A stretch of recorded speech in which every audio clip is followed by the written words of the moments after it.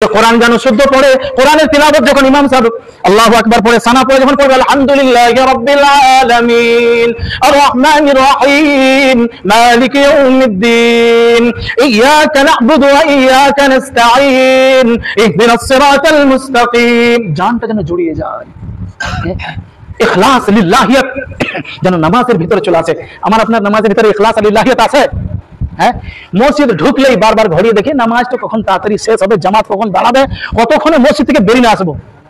তো আমার ইমামও যেমন মুক্তাদিও তেমন, আর মাশাআল্লাহ। তো মুসলমানের পরিচয় আল্লাহ সাল্লাল্লাহু আলাইহি ওয়াসাল্লাম বলেন, আল মুসলিমু মান সালিমাল মুসলিমুনা মিন লিসানিহি ওয়া ইয়াদিহি, যে নিজের হাতের দ্বারাই নিজের জবানের দ্বারাই অন্য দ্বিতীয় কোনো মুসলমান ভাইকে কষ্ট দেবে না, সে হচ্ছে মুসলমান। আমি আপনি বেঁচে আছি, আমি আপনি বেঁচে আছি ভাই। ঘর তো ঘর, মসজিদ পর্যন্ত ছাড়ছে না মানুষ।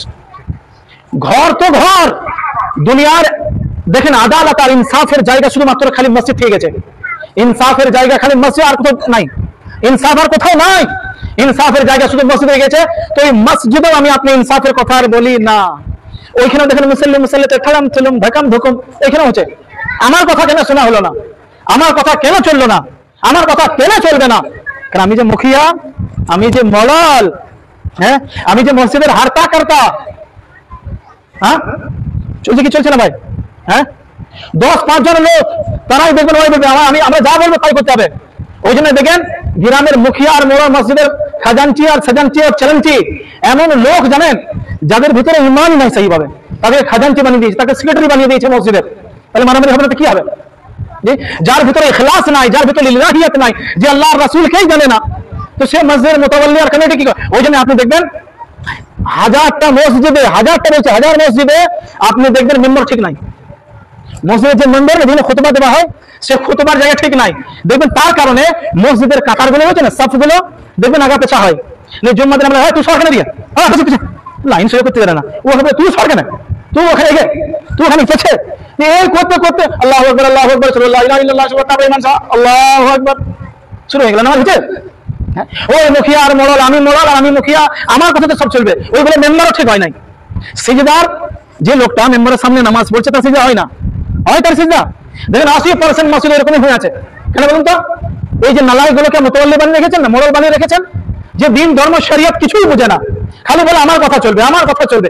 ওই ওদের কথা চলে চলে মসজিদের এই অবস্থা হয়েছে। হ্যাঁ, বিরাদরান ইসলাম। তারপরে ইমামের কথাটা আসেন। এবার যখন মসজিদের কথা হলো, ইমামের কথা আছেন।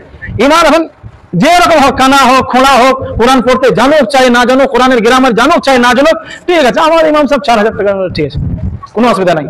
কি বলেন?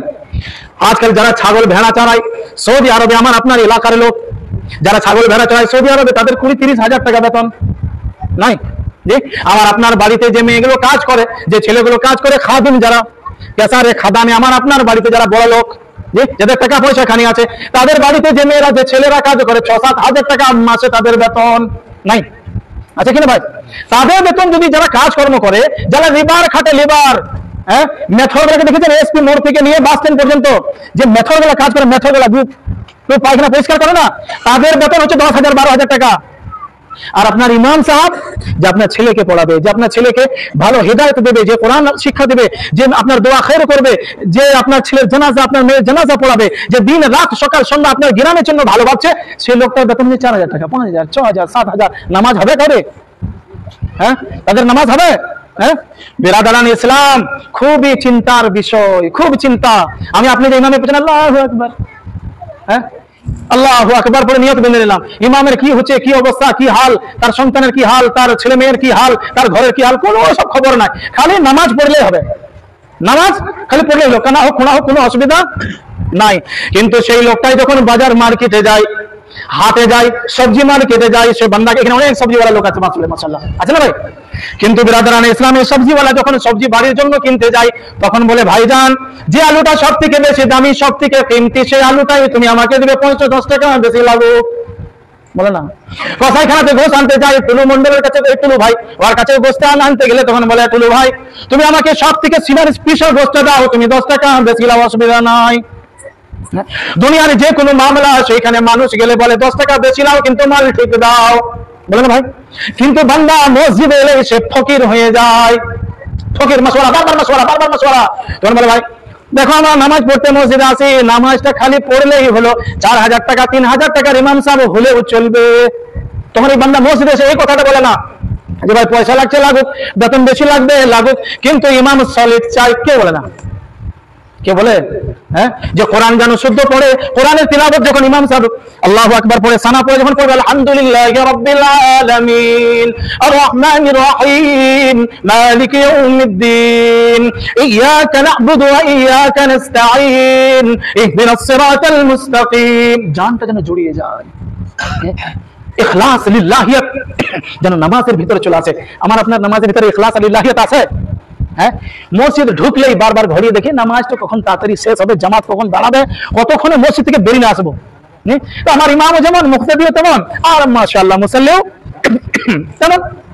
ওই জন্য দেখবেন 70 বছরের নামাজি, 100 বছরের নামাজি, কেউ 50 বছরের নামাজি, দেখবেন নামাজ পড়ে পড়ে গেলে ঘাটা পড়ে গেছে, তারপরে নাই সে নামাজির ঘাটা পড়ে গেছে, তো এখনো পর্যন্ত তাকে জিজ্ঞেস করবেন যে ভাই তুমি এতদিন ধরে নামাজ পড়ছো, এতদিন ধরে তুমি মসজিদের সাথে তাআল্লুক রেখেছো, বলো তোমার তাহিয়াত ঠিক আছে কিনা, দরুদ শরীফ তোমার ঠিক আছে কিনা, তোমার 4টে সূরা ছাড়া কিয়ামত পর্যন্ত 5টা 6টা সূরা তোমার মুখস্থ হবে না, 4টেই সূরা তুমি মুখস্থ করেছো, একবার শোনাও। জি আল্লাহর কসম শোনাইতে পারবেন, কসম খেয়ে বলছি আমি। হ্যাঁ জি, 60-70 বছর ধরে নামাজ পড়ছে, কিন্তু আত্তাহিয়াত তার শুদ্ধ নাই, দরুদ শরীফ তার শুদ্ধ নাই, 4টে সূরা টেনে টুনে মুখস্থ করে রেখেছে, ওই 4টে সূরাটা বলতে পারবে না, তাহলে বলুন নামাজ হচ্ছে? জি। আবার মুয়াজ্জিন স্যার এমন রেখেছে, মুয়াজ্জিন আযান যে দিবে আল্লাহ কানতেই থাকলো, কোনো মানে স্টপেজই নাই। জি আছে না নাই?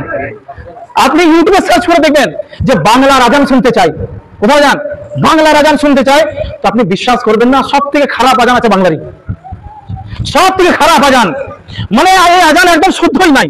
আমার কথা যদি বিশ্বাস আপনার না হয়, দোয়া হওয়ার পর আরামসে আকেলা তানহা যখন আপনি থাকবেন, একবার সার্চ করে নেবেন ইউটিউবে আজান শুনতে চাই, দেখবেন আজানের কোনো নদী নালা নাই, ও কোথা না কোথা কাঁচা আল্লাহু আকবার আল্লাহু আকবার।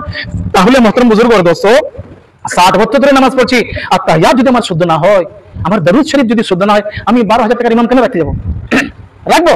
হ্যাঁ, এবার আমার যদি সহি শুদ্ধ থাকতো, কোরআন সহি থাকতো, তিলাওয়াত আমার সহি থাকতো, তাহলে ইমাম আমার সহি থাকতো। আমি তো নিজেই ঠিক নাই, তো আমার ইমাম কি করে ঠিক হবে?